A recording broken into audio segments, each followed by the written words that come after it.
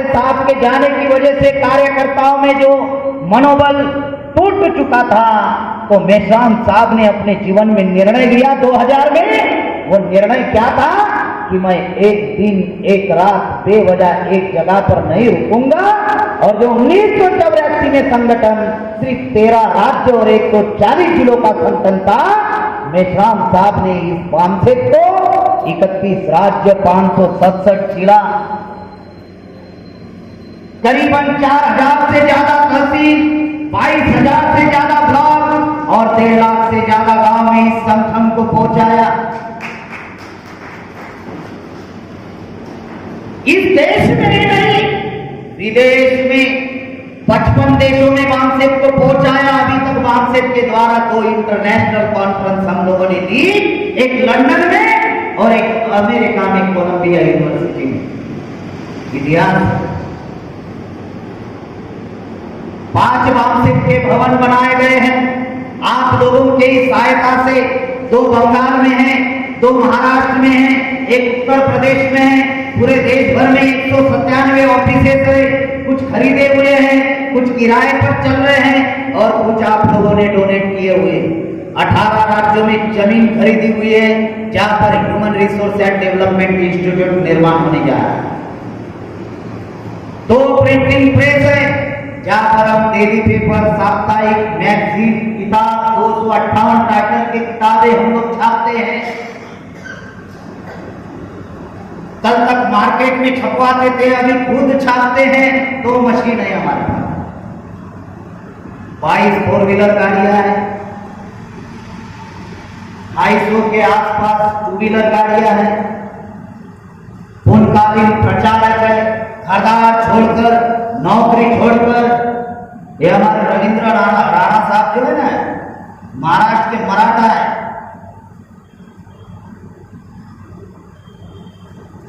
जो यहाँ पे जो राजपूत जो माना जाते हैं ना, उधर मराठा खुद को क्षत्रिय मानते। प्रोफेसर थे भाई, क्या राणेसर है क्या? प्रोफेसर थे, प्रोफेसर। नौकरी छोड़ी, होटल भी था उनका, ये बताया नहीं होगा आपको, बताया था आपने राजस्थान के लोगों को होटल के बारे में? होटल था। अब मराठा आदमी पैसों की क्या कमी रहती है मराठों के पास? होटल का, होटल भी छोड़ दिया और फुल टाइमर बन गए।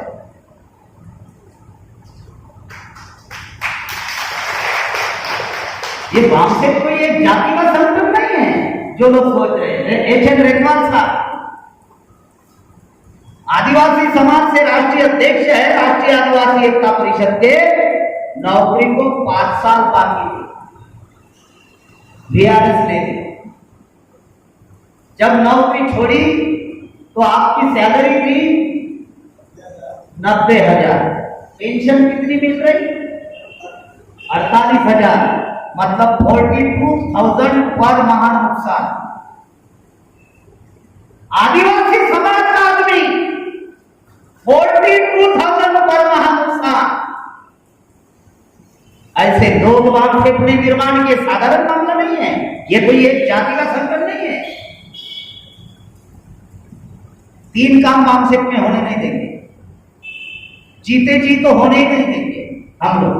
पहला, इस संगठन को अगर कोई एक जाति का संगठन बनाने की कोशिश करेगा, करने नहीं देंगे। दूसरा, परिवारवाद बामसेट में निर्माण होने नहीं देंगे। और तीसरा, जब परिवारवादी निर्माण नहीं होगा तो बहन जी कहां से निर्माण होगी? जो चिंता आप लोगों को ज्यादा होते रहती है। ऐसी बहन मायावती शरीफ की तो बहन की कोई संगठन में निर्माण नहीं होने देंगे, ध्यान रखिए। और साधना कर रहा हूं, देश भर में बोल रहा, महिलाएं संगठन में काम करेगी। महिलाओं के लिए हम लोगों ने संगठन बनाया है, राष्ट्रीय स्तर पर नेतृत्व करेगी महिलाएं। लेकिन जो बहन मायावती जी ने सत्यानाश किया, ऐसी बहन निर्माण नहीं होने देंगे। क्रांतिकारी बहन निर्माण करेंगे। ये 3 काम बिल्कुल ही नहीं होने देंगे और इसकी 200% गारंटी।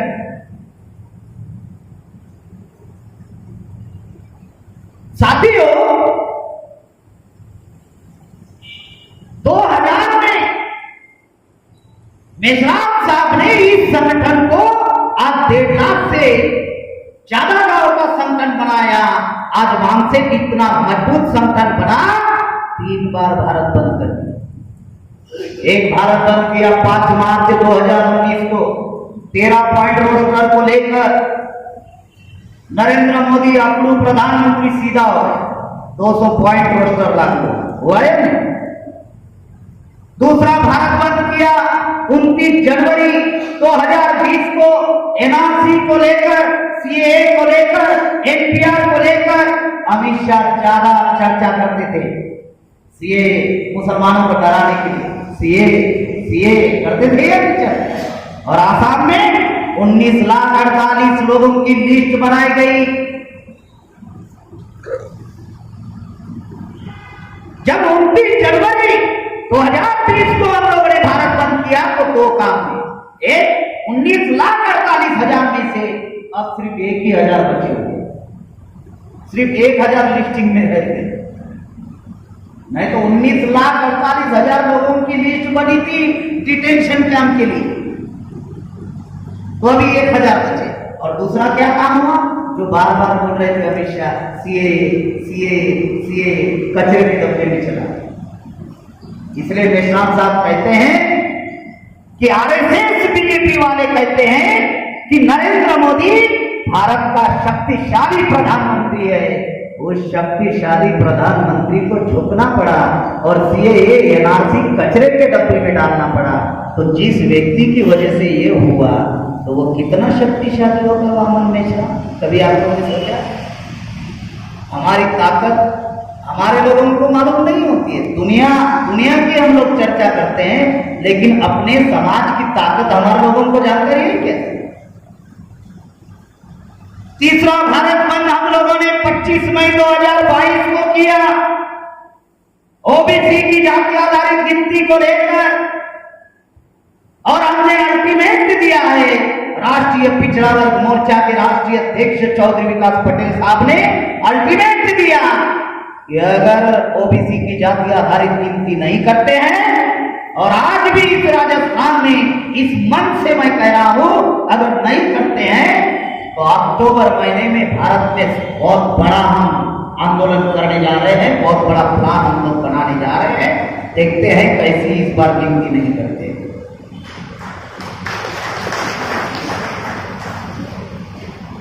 साथियों, 25 मई को जो भारत बंद हुआ तो मीडिया में न्यूज है, भारत बंद किया राष्ट्रीय पिछड़ा वर्ग मोर्चा ने, हम लोगों ने समर्थन किया, लेकिन मीडिया में राष्ट्रीय पिछड़ा वर्ग मोर्चा का नाम भी नहीं लिया। और क्या कहा? बामसेट ने भारत बंद किया। चलो भाई, बामसेट ने आपने कहा तो कम से कम बामसेट के राष्ट्रीय अध्यक्षता को नाम लेना था। तो क्या मीडिया वाले क्या दिखा रहे थे? काशीराम साहब वाली बामसेट ने भारत बंद किया। मीडिया ने दिखाया, लेकिन क्या दिखाया? काशीराम साहब वाली बामसेट ने भारत बंद किया। वामन मेश्राम साहब का नाम भी वो लोग आने लगे। बहुत महत्वपूर्ण बात बता, इतना विशाल संगठन खड़ा किया। आप संगठन बना, भाषण दो, कार्यक्रम करो, जिंदाबाद मुर्दाबाद करो, ब्राह्मणों को कोई टेंशन नहीं, करो। जाति का संगठन बना, कोई टेंशन नहीं। उसको टेंशन कब आता है? जब आप पावर स्ट्रक्चर में आने की कोशिश करते हो। मामला समझना है? पावर स्ट्रक्चर समझना है ना?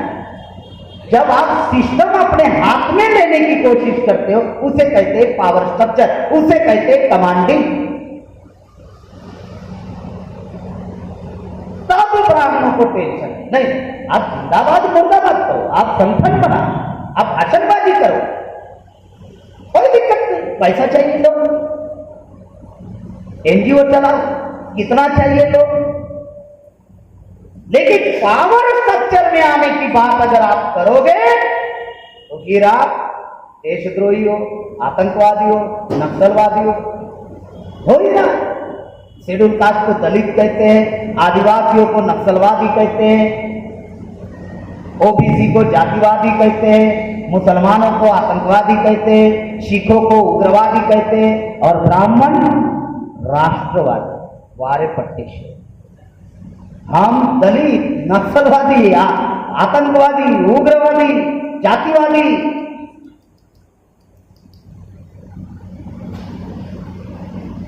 और ब्राह्मण उधर जो हमारे महाराष्ट्र में जो भामटा राजपूत करके हैं, आदिवासी में परिस्थिति 2 टाइम की खाने की नहीं है उनकी। मैं भी उसी समाज से बिलोंग करता हूं, मेरी जाति अलग है, लेकिन मैं भी आदिवासी हूं। लेकिन उन भामटा राजपूत के अंदर इतनी हवा भर दी, अरे आप तो क्षत्रिय हो, हवा इतनी भर दी कि उनके पास 2 टाइम का खाने के लिए नहीं है। महाराष्ट्र में ऐसी परिस्थिति है, लेकिन हवा इतनी भर दी कि वो अपने आप को ब्राह्मण के बराबरी का माने। इस वजह से क्या हुआ, ना वो नौकरी में है, ना वो शिक्षा में है। मेरा जब 2014 में उस एरिया में जब कार्यक्रम लगा और कार्यक्रम में जब बहुत सारे लोग वो आए थे और उनको जब मैंने जानकारी दी, तो उनमें से कुछ लोग जो है भामटा राजपूत अभी तैयार हुए, हमारे साथ काम कर रहे हैं। उनको समझ में आया कि ये खेल क्या है, ये खेल समझना बाकी है, ये षड्यंत्र समझना बाकी है। साथियों, जो बातें आप लोगों को बताई जा रही है, इतना विशाल संगठन आज वामसिक निर्माण हुआ। फिर 2003 में तोड़फोड़ हुई बीडी बोरकर के द्वारा, और वामसिक के इतिहास की सबसे बड़ी तोड़फोड़। 50% लोग बीडी बोरकर के साथ में और 50% लोग मेश्राम साहब के साथ में। फिर 2006 में तोड़फोड़ हुई वामसिक में, डीडी कल्याणी बहल जी ने। फिर 2009 में तोड़फोड़ हुई आपके ही राजस्थान के एक व्यक्ति है जिनका नाम है ताराराम जी, आपके राजस्थान की हमारे पड़ोसी। 2009 में। फिर 2012 में तोड़फोड़ हुई सिद्धार्थ कर्नल बर्वे। 2012 में सिद्धार्थ कर्नल बर्वे बॉम्बे का बीआरसी यूनिट, अकेला यूनिट वामसिक को राष्ट्रीय अधिवेशन में 1 करोड़ रुपया देता था, अकेला यूनिट। वो चला गया 2012 में, और 2012 और 13 में 72 फुल टाइमर गए। 2012 और 13 में 72 फुल टाइमर। आवाज क्लियर नहीं आ रही? अभी आ रही? हाँ, अभी आ गई। इतने 2012 और 13 में 72 फुल टाइमर गए। फिर 2017 में तोड़फोड़ हुई उत्तर प्रदेश में, और वो तोड़फोड़ हुई जयेश कश्यप, डॉक्टर अकमल, बीएमसी, और आज वर्तमान में मातन भाई के द्वारा ये तोड़फोड़। आप लोग पहली बार देख रहे हैं। मेश्राम साहब 1984 से देखते आए हैं और इलाज भी करते आ रहे हैं, तो उनको कुछ लगेगा, आप लोग टेंशन में आ जाते हैं। 2006 से मैं संगठन में काम कर रहा हूँ, 6 का फ्रैक्शन मेरे सामने हुआ, लेकिन मैं तब नया था। लेकिन 2009 से ताराराम मीना जी के तोड़फोड़ से मैं देख नहीं रहा, बंदोबस्त में लगा हूँ। और अभी 2022 में जो लोग तोड़फोड़ कर रहे हैं, उनका बंदोबस्त देश भर करने के लिए घूम भी रहा। आप लोग सोशल मीडिया में देख रहे होंगे ना। कल मैं उत्तर प्रदेश में था पोशाक में, आज मैं आपके राजस्थान में, कल मैं गुजरात में हूँ, अहमदाबाद में। 2-4 दिन पहले मैं छत्तीसगढ़ में था, झारखंड में था, बंगाल में था, उड़ीसा में था, देश भर घूम रहा। मैं भी घूम रहा, साहब भी घूम रहे हैं, सेंट्रल के पदाधिकारी भी घूम रहे हैं। पहले तोड़फोड़ होती थी, संभालने के लिए 3 साल लगते थे। अभी जो तोड़फोड़ हुई, संभालने के लिए 3 साल नहीं लगेंगे। अब सोशल मीडिया है, मिनिमम 6 महीने, मैक्सिमम 1 साल में खत्म करने के कार्य। ज्यादा समय नहीं लगेगा। आप लोगों को ज्यादा टेंशन लेने की जरूरत नहीं है, और ये तोड़फोड़ का टेंशन आपको लेना ही नहीं है, वो सेंट्रल देख रहा है।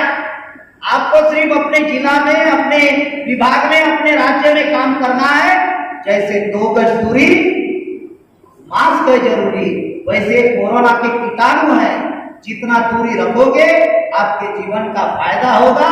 अगर आप दूरी नहीं रखोगे इन लोगों से, तो जैसे कोरोना वाले व्यक्ति को अगर टच किया तो हो गया कोरोना, तो आप जैसे ही उनसे मिलोगे वो खुद कंफ्यूज है, उनका ही रिजल्ट करप्ट है, तो वो तो आपका माइंड कंफ्यूज कर देगा।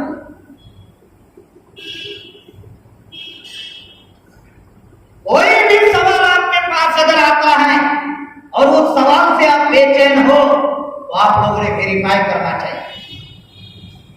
ये वेरीफाई का सिद्धांत संगठन में लागू है। हमारे लोगों को जब हम बता रहे थे वेरीफाई करना है, तो हमारे लोग क्या कहते हैं, उधर भी जाकर वेरीफाई। तो चोर को जाकर पूछोगे आपने चोरी की, ऐसा आरोप आपके ऊपर है, तो दुनिया का कौन सा चोर है ये कहने वाला कि मैं चोर हूं? है? तो वेरीफाई का सिद्धांत संगठन से निकल गए, लोगों से जाकर पूछोगे या संगठन में जो लोग हैं उनसे पूछोगे। वेरीफाई का सिद्धांत संगठन में लागू होता है। जो लोग संगठन से निकल गए, संगठन ने जिनको भगोड़ा घोषित किया, संगठन ने जिनको गद्दार घोषित किया, उनसे जाकर वेरीफाई करोगे। उन्होंने सवाल संगठन पर खड़े किए, उन्होंने सवाल नेतृत्व पर खड़े किए, तो वेरीफाई किससे करना चाहिए? अगर सवाल संगठन और नेतृत्व के ऊपर किए तो वेरीफाई आपको इधर करना चाहिए।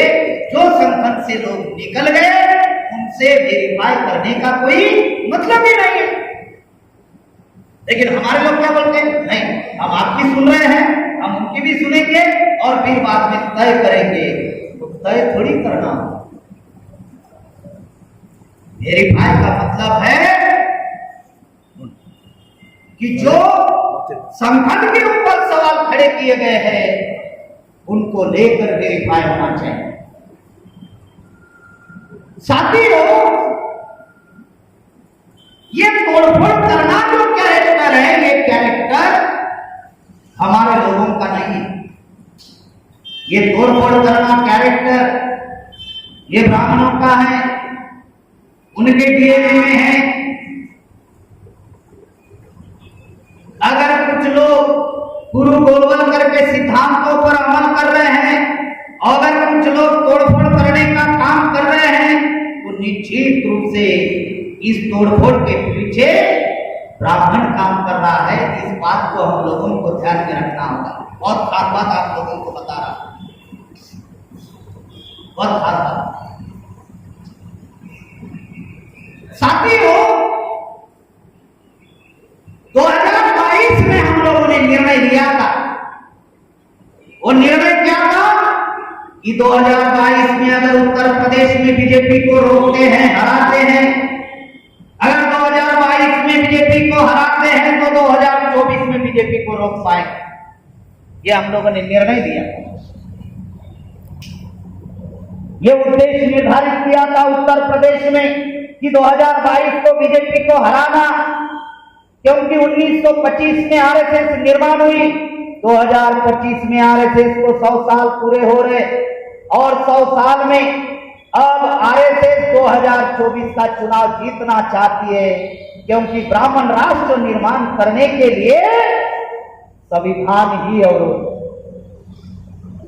ये तो आरएसएस भी जानता है, सिर्फ केड़ा में ही नहीं जानता, आरएसएस भी जानता है कि 2024 में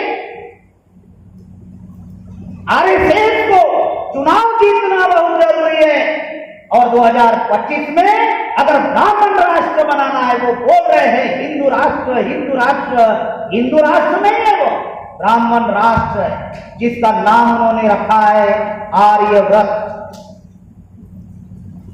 आप लोगों को ये जानकारी, आर्यव्रत नाम भारत का वो रखने वाले हैं, आर्यव्रत, और उसका संविधान रेडी है। बहुत सारे लोग बोलते हैं ब्राह्मण लिख रहे हैं, लिख कर हो गया, उनका संविधान रेडी है, वो सिर्फ अवसर देख रहे हैं कि कब अवसर मिलता है और कब लागू करते हैं। और वो संविधान मनुस्मृति के नियमों पर वो संविधान खड़ा है, उनका संविधान। तो आरएसएस पूरी शक्ति लगाने वाला है 2024 में बीजेपी को जितवाने के लिए।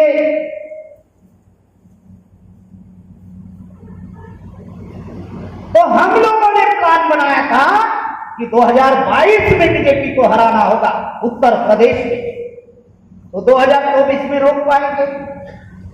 हराने के लिए उत्तर प्रदेश के वाम से भारत मुक्ति मोर्चा, बहुजन क्रांति मोर्चा, राष्ट्रीय परिवर्तन मोर्चा, सामाजिक अन्य ऑफशूट भी और बहुजन मुक्ति पार्टी के ऐसे तमाम सदस्य को हम लोगों ने लखनऊ बुलाया। बहुत खास बात बता, और लखनऊ में उत्तर प्रदेश की राज्य स्तरीय मीटिंग हम लोगों ने ली। जब राज्य स्तरीय मीटिंग हम लोगों ने ली तो मेश्राम साहब ने उस मीटिंग में कहा कि 2022 में बीजेपी को हराना ये उद्देश्य है। तो मेश्राम साहब ने दूसरा सवाल पूछा, क्या हम लोग खुद के बलबूते पर सक्षम है बीजेपी को हराने लायक? सक्षम है हम लोग? चलो, राजस्थान का 2023 का चुनाव है या नहीं? 2023 में है ना चुनाव, अगले साल। तो क्या राजस्थान में जितनी भी हमारी शक्ति है, उस शक्ति के आधार पर हम खुद के बलबूते पर हराने लायक है? हम लोग सक्षम है? नहीं। उत्तर प्रदेश के मीटिंग में यह सवाल पूछा गया, क्या हम लोग खुद के बलबूते पर सक्षम है बीजेपी को हराने लायक? तो उत्तर प्रदेश के लोगों ने कहा नहीं। तो मेश्राम साहब ने कहा फिर क्या करना होगा?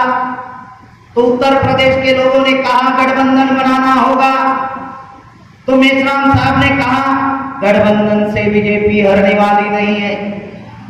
तो सारे लोग देखने लगे। तो मेश्राम साहब ने कहा महागठबंधन बनाना होगा। अगर हम महागठबंधन बनाते हैं तो बीजेपी को हरा सकते हैं। महागठबंधन कैसे बनेगा? गठबंधन से ही महागठबंधन बनेगा। तो फिर गठबंधन किनसे होगा तो महागठबंधन कहलाएगा? तो उत्तर प्रदेश के लोगों ने कहा, बसपा का नाम बताया, सपा का नाम बताया, कांग्रेस का नाम बताया, आरएलडी का नाम बताया, राजभर पार्टी का नाम बताया, निषाद पार्टी का नाम बताया। अब बहन जी किसी से गठबंधन करने के लिए तैयार नहीं है। गठबंधन किसे कहते हैं और समझौता किसे कहते हैं, ये समझना बहुत जरूरी है। गठबंधन शर्तों के आधार पर होता है। गठबंधन कॉमन मिनिमम प्रोग्राम होता है। गठबंधन में सीटों का बंटवारा होता है। समझौता किसे कहते हैं? समझौता में सरेंडर होता है। समझौता मतलब सरेंडर। अब बहन जी किसी से गठबंधन करने के लिए तैयार नहीं। क्यों तैयार नहीं? क्योंकि गठबंधन होगा तो सीटों का बंटवारा होगा, तो बहन जी को माल कहां से मिलेगा? माल कम मिलेगा ना। तो बहन जी ने निर्णय लिया कि 2017 में मुझे कम माल मिला था सपा के साथ गठबंधन करने की वजह से, अब मैं किसी से गठबंधन नहीं करूंगी और अकेले बलबूते पर चुनाव लड़ूंगी। उसने निर्णय लिया। अब बहन जी किसी से गठबंधन करने के लिए तैयार। दूसरा, मेश्राम साहब ने समझाया कि गठबंधन से महागठबंधन कैसे होगा? तो एक राज्य स्तर का मजबूत दल होना चाहिए या फिर राष्ट्रीय स्तर का मजबूत दल होना चाहिए। अगर इनसे गठबंधन होगा तो महागठबंधन कहलाया जाएगा। अगर छोटे मोटे दल को लेकर आप गठबंधन बनाओगे तो ये महागठबंधन नहीं होगा, तो तीसरा मोर्चा निर्माण होगा, भागीदारी मोर्चा निर्माण होगा। इससे महागठबंधन नहीं कह सकते। फिर दो पार्टियां चर्चा में रखी गई, एक सपा, दूसरी कांग्रेस, और सपा के साथ में बातचीत करने की जिम्मेदारी सज्जाद नोमानी साहब की लगाई गई। सज्जाद नोमानी साहब ने 3.5 महीने बर्बाद किए, लेकिन अखिलेश जी के साथ में वामन मेश्राम साहब की मीटिंग नहीं करवाई। अगस्त, सितंबर, अक्टूबर और 24 अक्टूबर को मुलाकात हुई। अगस्त, सितंबर, अक्टूबर 3 महीने चले गए, नवंबर भी चला जा रहा था। 3.5 महीने सज्जाद नोमानी साहब ने बर्बाद किए। 9 अक्टूबर की रैली हम लोगों ने उत्तर प्रदेश में रमाबाई अंबेडकर मैदान में ली। आप लोगों ने देखा, राजस्थान से भी बहुत सारे लोग आए थे। 12 लाख से ज्यादा लोग रमाबाई अंबेडकर मैदान में इकट्ठा हुए। बहुत खास बात आपको बता दें, नोमानी साहब उस रैली में नहीं आए 9 अक्टूबर को। फिर 10 अक्टूबर को मेश्राम साहब ने फोन किया नोमानी साहब को कि आप रैली में भी नहीं आए और आपने अखिलेश जी से भी मेरी मुलाकात नहीं करवा कर दी और करीबन 3.5 महीने आपने बर्बाद किए। अगर आप अखिलेश जी से मेरी बात नहीं करवाते हो तो मैं कांग्रेस से बात करने वाला हूं। पॉलिटिकली लैंग्वेज बता रहा हूं। हमारे लोग बांध से भारत मुक्ति मोर्चा में काम किए हुए हैं, आंदोलन की भाषा जानते हैं, राजनीति करना चाहते हैं और बीएमपी में भी वही लैंग्वेज बोलते हैं। बीएमपी में भी वही भाषण देते हैं जो भाषण वामसेक और भारत मुक्ति मोर्चा में देते आए। ये तो हमारे कार्यकर्ताओं की सबसे बड़ी समस्या है। राजनीति अलग चीज है, राजनीतिक लैंग्वेज अलग चीज है। कोई भी राजनीति बगैर रणनीति सफल नहीं होती और जिस रणनीति में दावपेच ना हो वो रणनीति राजनीति सफल नहीं कर सकती।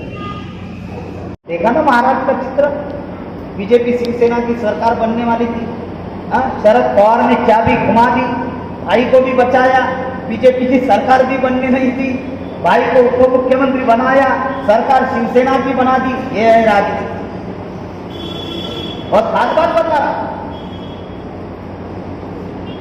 तो नोमानी साहब को जैसे ही मेश्राम साहब ने कहा कि अगर आप अखिलेश जी से मेरी बात नहीं करवाते हैं तो मैं कांग्रेस से बात करता हूं, तब नोमानी साहब ने कहा कि मैं 8 दिन का मुझे समय दीजिए, अभी मैं आपकी मुलाकात करवाता हूं। 8 दिन चले गए, फिर भी मुलाकात नहीं हुई।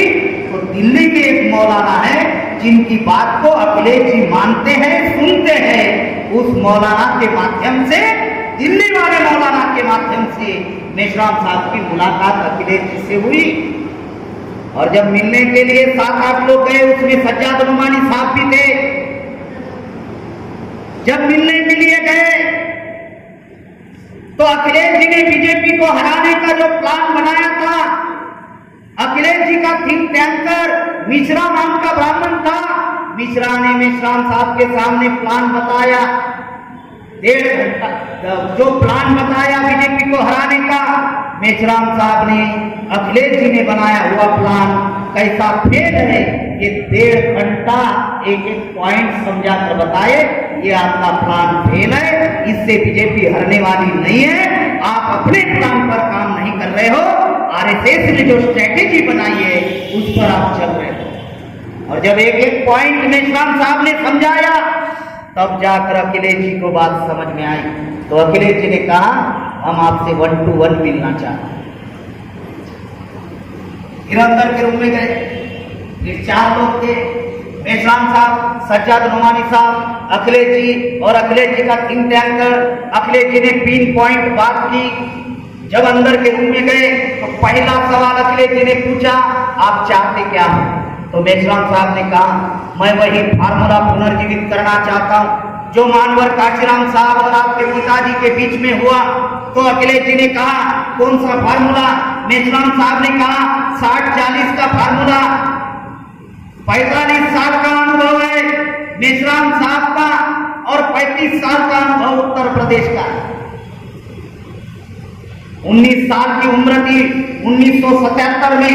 19 साल की उम्र से मेश्राम साहब आमसेक का काम कर रहे हैं। आज उनकी उम्र 65 साल की है, 45 साल का उनका अनुभव है। जब ये बात मेश्राम साहब ने कही कि 60-40 का फार्मूला, आज जिनकी उम्र 45 साल की नहीं वो सोशल मीडिया में लिखते हैं 1 सीट जीतने की औकात नहीं थी और 60-40 की बात करते हैं। लिखते ही या नहीं? हमारा लिखते हैं। अब मैं आप लोगों को सवाल पूछना चाहता हूं, इसका जवाब आप लोगों को देना है। अब वामसेक जो संगठन है ये डिमांडिंग के लिए बनाया है या कमांडिंग के लिए बनाया है? आप लोग बता दो, काय के लिए बनाया वामसेक? कमांडिंग। जब वामसेक कमांडिंग के लिए बनाया, समाज को राजा बनाने के लिए बनाया, तो वो संगठन चलाने वाला नेतृत्व डिमांड की बात करेगा, 2-3 सीटा की बात करेगा। डिमांडिंग मतलब मांगना, कमांडिंग मतलब राजा बनाना। जो बातें आपको बताई जा रही बहुत गंभीर बात है। वामसेक कमांडिंग के लिए बना, अगर होता है तो वो महागठबंधन कहलाएगा। आपको उत्तर प्रदेश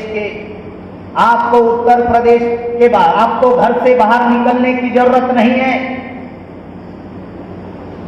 आप दूसरे ही दिन मुख्यमंत्री बन जाएंगे, आपको घर से बाहर निकलने की जरूरत नहीं है।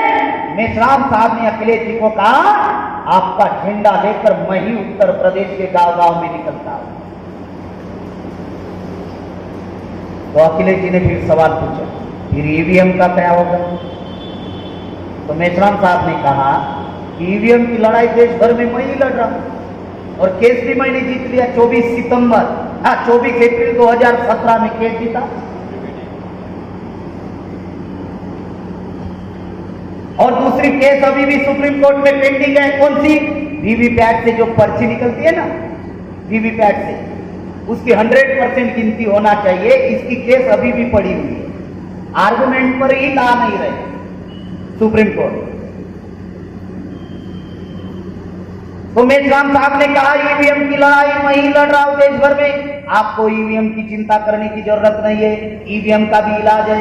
तो अखिलेश जी ने कहा, क्या है? तो मेश्राम साहब ने कहा, अगर आपका और हमारा गठबंधन होता है तो ये महागठबंधन कहलाएगा। उत्तर प्रदेश में 1 वे इलेक्शन होगा। सिर्फ हमें एक काम करके रखना होगा, before election and after election हमें स्ट्रैटेजी बनाकर रखनी होगी। वो क्या स्ट्रैटेजी होगी? तो हम दोनों को मिलकर ज्वाइंट प्रेस कॉन्फ्रेंस लेनी होगी और ज्वाइंट प्रेस कॉन्फ्रेंस में ज्वाइंट स्टेटमेंट देना होगा कि अगर उत्तर प्रदेश में ईवीएम में अगर घोटाला होता है तो उत्तर प्रदेश की जनता, 23 करोड़ जनता जन विद्रोह करेगी। सिर्फ इतना स्टेटमेंट जारी करने से और आपका और हमारा गठबंधन होने से ईवीएम में कोई भी घोटाला करने वाला नहीं। ये बात अखिलेश जी को समझ में आई। ये बात जो है अखिलेश जी को समझ में आई और अखिलेश जी रेडी हुए। 5 नवंबर तारीख फिक्स हुई, अखिलेश जी गठबंधन के लिए तैयार थे। 5 नवंबर को सीटों का बंटवारा भी होने वाला था। अखिलेश जी ने कहा, हम 1 to 1 मिलकर मामला फाइनल करते हैं।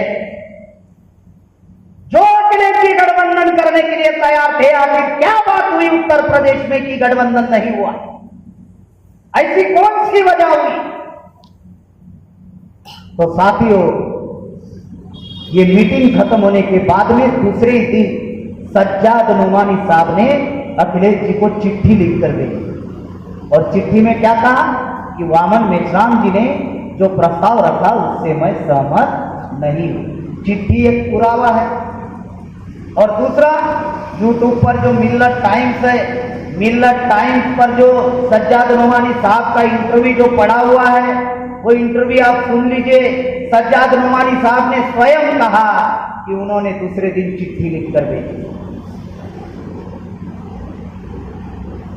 मैं देश भर में बोल रहा हूं कि सज्जाद नोमानी साहब वामसेक में जुड़ने के पहले कितने SC ST OBC के लोग सज्जाद नोमानी साहब को जानते थे? थोड़ा बताओ तो। वामसेक में आने के पहले कोई जानता था क्या? सज्जाद नोमानी साहब को SC ST OBC में प्रस्तावित किया था वामसेक ने। अगर 60-40 के फार्मूले पर गठबंधन होता तो सज्जाद नोमानी साहब का कौन सा नुकसान होता? उनके परिवार का कौन सा नुकसान होता? उनके कौम का कौन सा नुकसान होता? आज उनके पास इतनी विरासत है कि 10 पीढ़ियां बैठकर खा सकते हैं। उनकी कोई व्यक्तिगत समस्या तो थी नहीं। फिर आखिरकार सज्जाद नोमानी साहब ने चिट्ठी क्यों लिखी? गठबंधन होता तो क्या होगा? गठबंधन होता तो दो चीजें होती। नंबर एक, उत्तर प्रदेश में बीजेपी आरएसएस चुनाव हारती, और नंबर दूसरी चीज, काशीराम साहब का आंदोलन पुनर्जीवित हो जाता, बहुजनों का आंदोलन पुनर्जीवित हो जाता, और मेश्राम साहब की लीडरशिप देश भर में हाईलाइट हो गई होगी। बाबू सिंह कुशवाहा और ओवैसी से गठबंधन हुआ तो इंटरनेशनल न्यूज बनी थी या नहीं? इंटरनेशनल न्यूज बनी थी। अगर अखिलेश जी से गठबंधन होता तो कितनी बड़ी न्यूज बनती।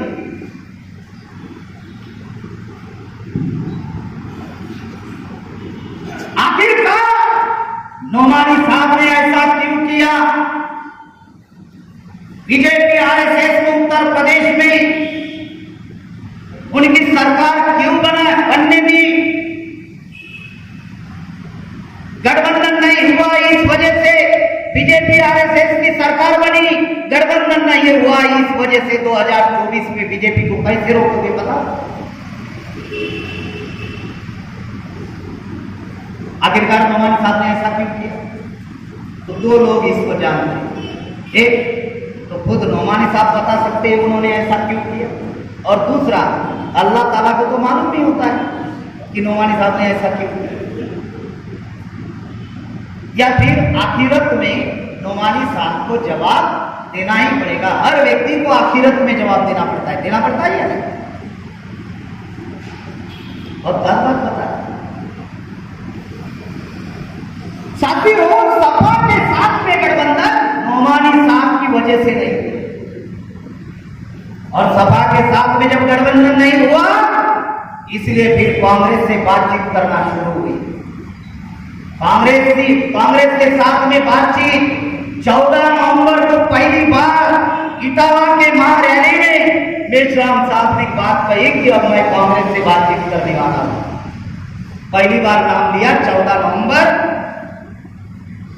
इटावा की रैली में। पहली रैली थी रमाबाई मैदान में, दूसरी रैली थी इटावा में। कांग्रेस से गठबंधन क्यों नहीं हुआ? क्या कारण है? कांग्रेस ने हमारी शर्तें नहीं मानी। हमारी शर्त क्या थी जानते हैं? मेश्राम साहब ने कहा कि आपको सीएम बनाना है या पीएम, पहले तय करो।